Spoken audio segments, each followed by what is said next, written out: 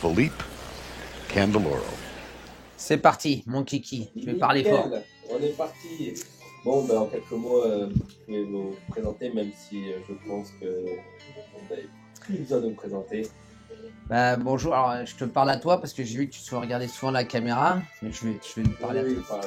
Bonjour, moi je m'appelle Philippe Candeloro, donc je suis double médaillé olympique de patinage artistique du siècle dernier, donc en 1994 à Lillehammer en Norvège et en 1998 au Japon à Nagano. J'ai été aussi vice-champion du monde à Tokyo en 1994, champion du monde professionnel en battant Ilya Kulik et Urmanov dans cette même compétition qui était pour moi une petite revanche des compétitions amateurs. Et puis ensuite, je suis devenu professionnel de spectacle. J'étais plus souvent considéré comme un entertainer qu'un compétiteur. Moi, j'aimais bien la compétition, mais après, une fois que j'ai fini la compète, j'ai fait que du spectacle. J'aimais bien m'amuser, j'aimais bien amuser le public. Et puis voilà, j'ai continué. J'ai eu la chance de pouvoir continuer à patiner jusqu'à encore au mois de juin dernier. Et j'ai 50 ans cette année. Je trouve ça extraordinaire de pouvoir continuer en fait à exercer sa passion, son métier, à faire profiter de ce qu'on sait encore faire alors qu'on vieillit. Techniquement, on régresse, c'est normal, même si on s'entraîne tous les jours. J'ai essayé de maintenir une ligne pour être toujours en forme. Et puis, ma foi, voilà, je continue aujourd'hui à essayer d'œuvrer pour faire en sorte que le monde du patinage artistique dans toute sa généralité, le monde de la glace, soit le plus connu, reconnu et qui persiste à vivre parce que voilà, les patinoires ça coûte cher, les patinoires c'est compliqué à maintenir, surtout en France. On n'a que 113 ou 114 patinoires. C'est une nouvelle patinoire tous les 3 ans qui se construit et une presque qui se ferme tous les ans. Donc ça devient très compliqué à maintenir notre univers en place. Mais c'est aussi la raison pour laquelle j'ai voulu être aujourd'hui présent sur l'événement de la première compétition internationale de patinage acrobatique parce que je pense que c'est en développant un maximum de disciplines différentes qu'on maintiendra en fait les activités parce que les politiques, c'est eux qui décident du maintien ou pas des patinoires et de l'investissement en fait que ça demande à la fois en construction mais aussi en exploitation. Mais ce sont ces genres de disciplines qui vont attirer les jeunes et je pense que les politiques s'intéressent beaucoup aussi au devenir des jeunes. Tu fais bien, je vais rebondir directement sur ce que tu viens de dire. Justement, Alexander t'a contacté et donc pour quelle raison exactement il t'a demandé d'intervenir sur la compétition? Moi, bon, avec vous savez, dans le monde du patinage, que ce soit avec Harry Zakarian, ça fait des années qu'on se connaît, on a fait de la compétition ensemble. Il a voulu déjà lancer ces compétitions un peu acrobatiques avec plein de sauts périlleux à droite, à gauche. J'étais le premier patineur français à faire le saut périlleux arrière sur glace.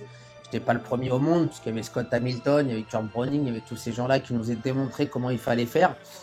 On trouvait que c'était des figures tellement spectaculaires et qui changeaient un petit peu de notre état d'esprit habituel, c'est-à-dire avec des juges qui vont noter une prestation artistique et technique associée. J'ai toujours tendance à penser que quand on dit patinage artistique aujourd'hui, finalement le mot artistique n'est pas tellement approprié parce qu'il n'y a plus d'artistique.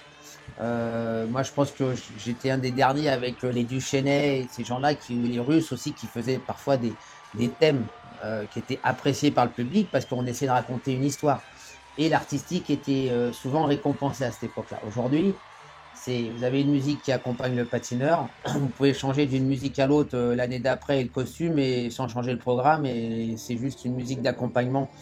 Je trouve ça un petit peu dommage. Et aujourd'hui, toute cette compétition acrobatique, pour moi, elle est en fin de compte, c'est l'évolution d'une modernité sur glace. On a tous besoin, alors ça ne veut pas dire qu'il faut effacer nos anciennes disciplines, mais j'ai tendance moi-même à penser que nos disciplines de patinage artistique, danse sur glace, même le hockey sur glace aujourd'hui intéresse peut-être de moins en moins de monde. C'est pour ça que même les comités olympiques s'interrogent à savoir est-ce qu'on garde telle et telle discipline pour laisser place à d'autres disciplines plus jeunes. On a failli se faire squeezer par les événements comme les Ice Crash Red Bull parce que c'était des gens qui étaient visionnaires pour dire on doit moderniser aujourd'hui l'activité qui peut se passer dans n'importe quel milieu. Cirque du Soleil a fait ça très très bien. Pourquoi sur la glace on n'arriverait pas à faire la même chose? Cirque du Soleil c'est aussi implanté dans le monde de la glace. Donc toutes ces figures acrobatiques pour moi font partie d'une évolution normale. Et si moi-même étant, on va dire, une notoriété publique française encore reconnue pour le monde de la glace, je m'interroge pas et je m'intéresse pas à ce style de développement de discipline, ça sera la mort. Ce sera la mort du monde des sports de glace. Donc il faut toujours être inventeur, il faut toujours être un petit peu à l'affût de ce qui peut demain nous préserver, nous sauver. Donc, et je trouve que Alexander a fait un boulot remarquable, qui était dans la continuité de ce que les autres personnes ont essayé de faire avant.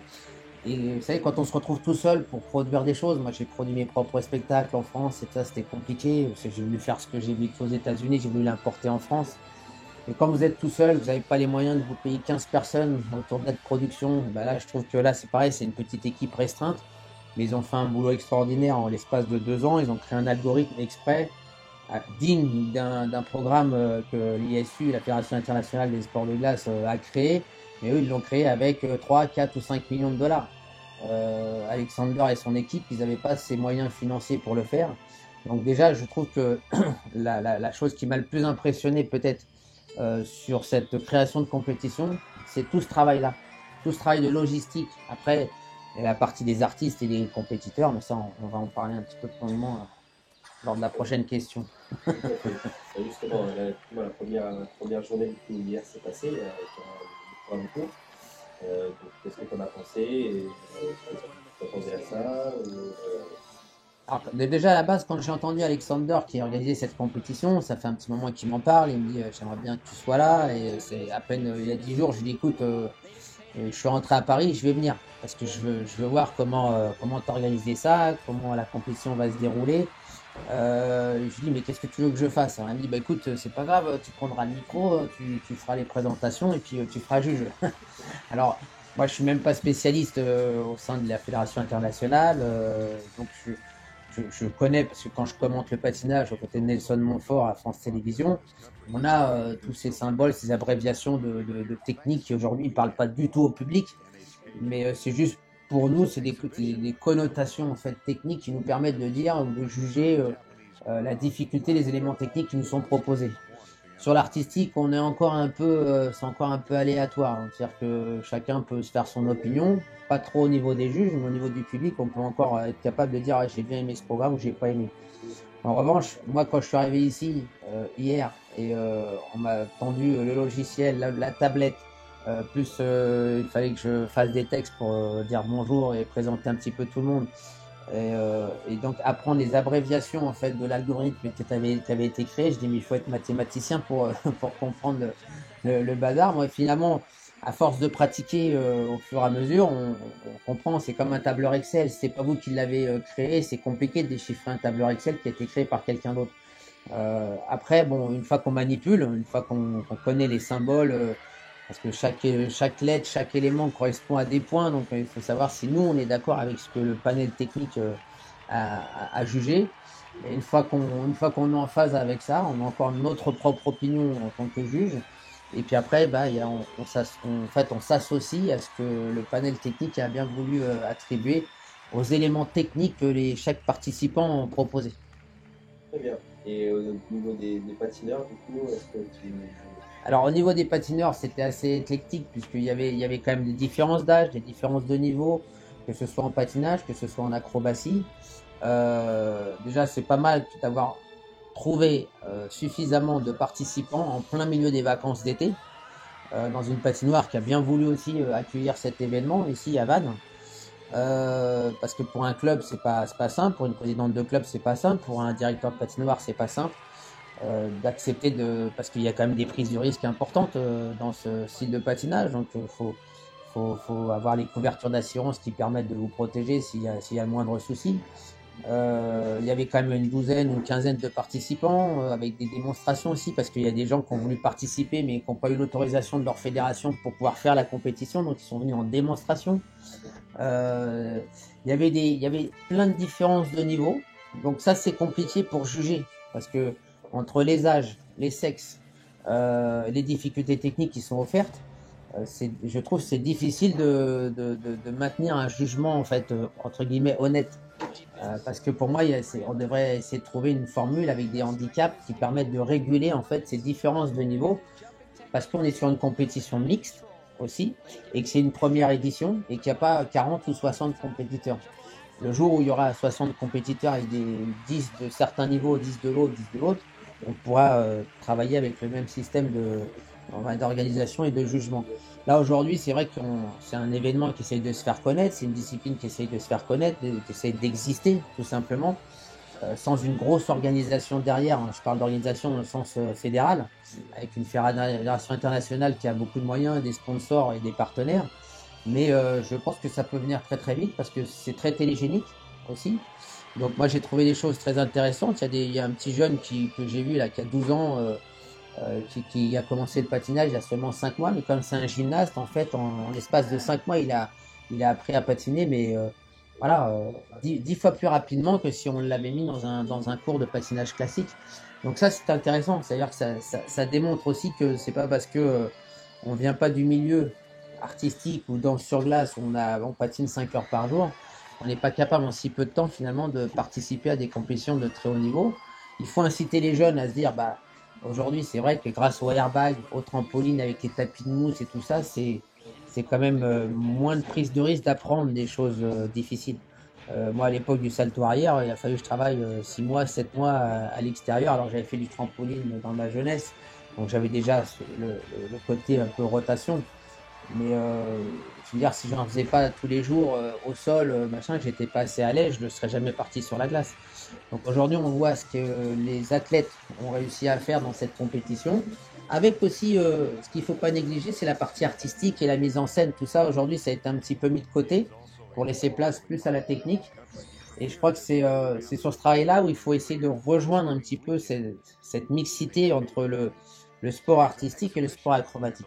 C'est pas parce qu'on fait de l'acrobatie ou du patinage aussi dit de freestyle qu'on danse que pour soi. Moi, j'utilise beaucoup de freestylers dans mes spectacles, mais je leur dis à chaque fois, on a un travail monstrueux à faire pour dire, mais c'est pas une danse entre vous, dans un cercle.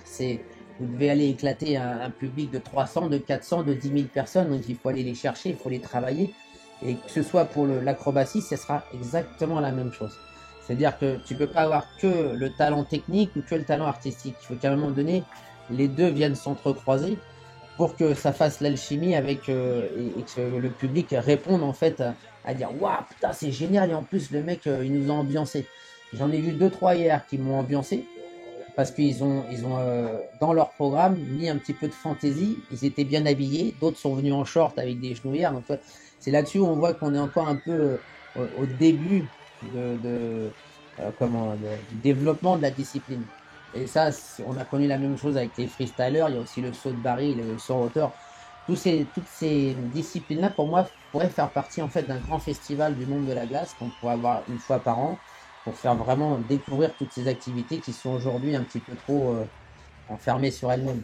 Je rebondis sur la question du coup par rapport à l'avenir de l'acrobatie, du patinage acrobatique. Est-ce que tu penses qu'il y a en tout cas jouer et moi, je suis persuadé, pour l'instant, on est un peu au prémisme de l'organisation de ces patinages acrobatiques. Donc, c'est le plus, je trouve, ce qui est plus libératoire aujourd'hui dans cette compétition que j'ai pu voir aujourd'hui, c'est que l'organisation est déjà faite, elle est créée.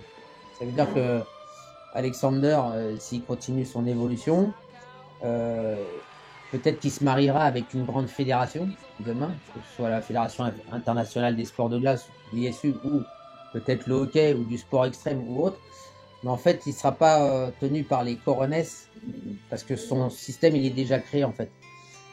Et il faut qu'il arrive à se protéger pour qu'il puisse être propriétaire en fait de cet événement sans se faire trop bouffer, mais en même temps s'il veut se développer il va falloir aussi qu'il s'associe avec d'autres grands, d'autres gros qui ont déjà un petit peu les moyens financiers pour faire connaître en communication cette discipline et les autres, parce que pour moi c'est pas que celle-ci, c'est l'ensemble des autres disciplines qu'on n'a pas l'habitude de voir à la télévision alors qu'elles sont très télégéniques. C'est comme le patinage de vitesse, c'est très télégénique mais on n'en voit pas souvent à la télévision et puis du coup bah, on a l'impression que nos fédérations ne s'occupent pas de ce genre de discipline alors que c'est un peu une hérésie. C'est dommage parce que on a besoin de tout le monde en fait. Il faut voir plus large, faut pas voir que moi, je viens du patinage artistique, mais si je m'occupe que du patinage artistique, dans 10 ans, c'est fini. La glace, pour moi, c'est fini. Alors que je me suis toujours dit, moi, si le monde de la glace va bien, dans toutes ses coutures, ça ira bien pour moi. Donc effectivement, moi, si demain je devenais un président de fédération, ça serait des disciplines sur lesquelles je miserais beaucoup parce que c'est la jeunesse, c'est la discipline de demain, ce sont les disciplines de demain. Et c'est surtout que des partenaires qui aiment prendre des risques, que ce soit des assureurs, que ce soit des gens qui ont envie de balancer un peu d'argent sur des disciplines qui sont nouvelles pour intéresser les jeunes, parce que les communicants, en fait, qu'est-ce qu'ils ont besoin? Ils ont besoin d'assurer une rentabilité vitam aeternam, pas sur les gens qui ont 50 ou 70 ans, qui aujourd'hui, ce gens-là, aiment le patinage artistique, mais eux, ils ont besoin de vivre sur la jeunesse de demain qui vont continuer à alimenter leur caisse. Donc c'est toute cette psychologie aujourd'hui qu'il faut avoir quand on veut développer le monde du sport de glace ou les autres sports. D'accord. Bon, mais vous donnez des petits mots pour les athlètes. Bah, les athlètes, je veux dire, félicitations déjà à tous ceux qui sont venus parce que déjà il y a des étrangers aussi, ça c'est quelque chose qu'il faut saluer parce que c'est pas que des Français. Il y a des Espagnols, Andorrins, Américains, Français, il y en avait quand même pas mal. Il y a beaucoup de jeunes freestylers qui sont aussi venus, mais pour se jeter un petit peu de comment ça s'organisait, parce que moi je peux comprendre qu'on peut avoir peur. Mais en tous les cas, félicitations à tous les athlètes qui ont participé, qui ont pris leur courage à deux mains, qui sont venus à leurs propres frais. Il y a pas, en plus, il y a une prime pour les premiers, deuxième, troisième, et pas pour les autres. Donc c'est euh, c'est quand même bien de voir qu'il y a beaucoup de jeunes qui s'investissent dans cette discipline. Maintenant, il faut aussi motiver les présidents de patinoires et les présidents de clubs qui puissent laisser les jeunes se développer dans ces disciplines pour qu'on ait plus finalement d'inscrits sur la prochaine édition et j'espère que ça sera très bientôt. En plus, Alexander, je pense qu'il a l'ambition pas seulement de produire en France, mais aussi d'aller s'exporter, notamment en Andorre, ou notamment aussi en Espagne, là où il y a des gens qui sont venus de l'extérieur, parce que c'est comme ça en fait que grandira le milieu international du patinage acrobatique. Donc, congratulations to all of you guys. Thank you for coming to Vannes. Yes, merci.